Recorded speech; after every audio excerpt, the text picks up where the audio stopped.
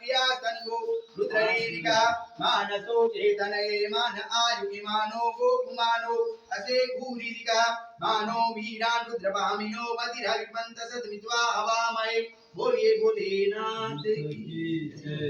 आजा अबे आना ओपारी ने एक जनो बाण निकालो और एक जनो बढ़िया स्नान करावनो शुद्ध जल बढ़िया हबड़ावना है शुद्धोदक जलम स्नानम समर्पयामि पचे गुना में बढ़िया पुष्परो आसन दी ने पचे आना विराजमान करावना है बाणो निदान ओपारी नहीं है भोलेनाथ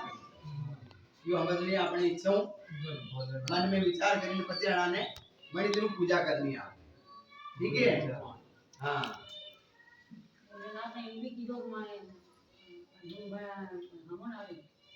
आनंद आनंद विचार का क्या है